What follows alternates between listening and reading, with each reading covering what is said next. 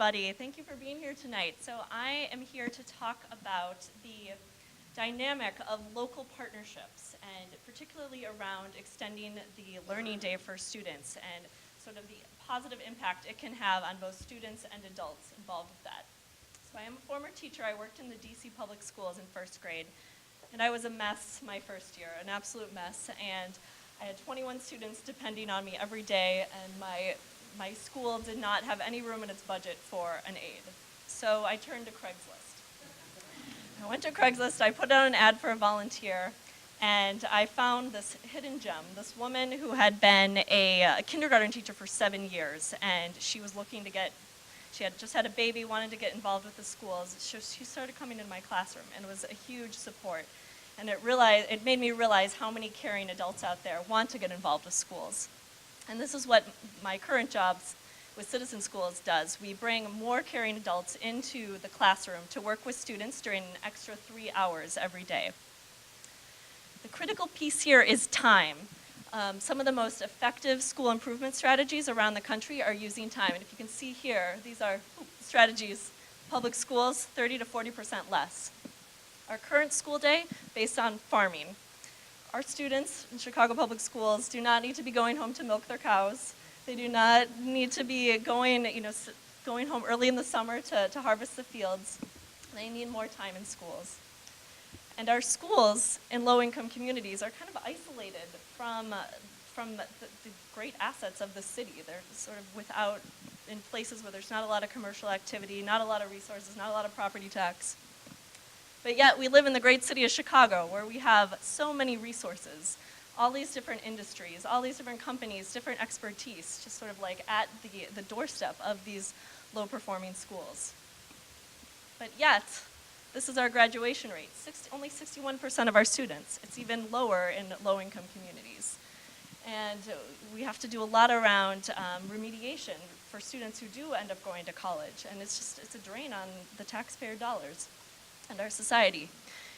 Yet we know from research that engagement and achievement of middle schoolers is like one of the best predictors of graduation rates.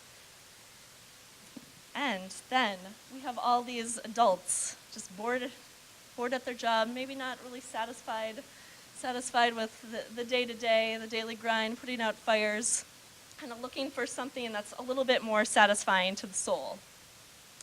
I think, as humans, we're really built to be more communal.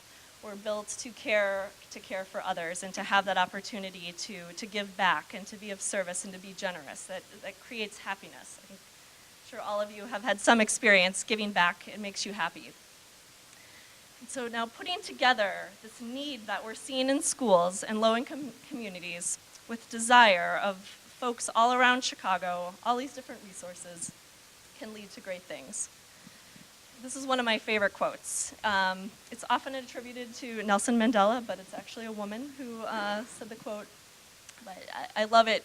As we let our light shine, we unconsciously give people permission to do the same. And so this is what my program, Citizen Schools, and other programs like it around the city do through partnerships. We bring in caring adults with a lot of expertise and talent to work with students who may not have that exposure and access to those kind of resources. And we're adding value to what the schools are already doing, bringing in additional capacity, additional opportunities for real-world learning. And that extra capacity really helps support schools, especially during extended time.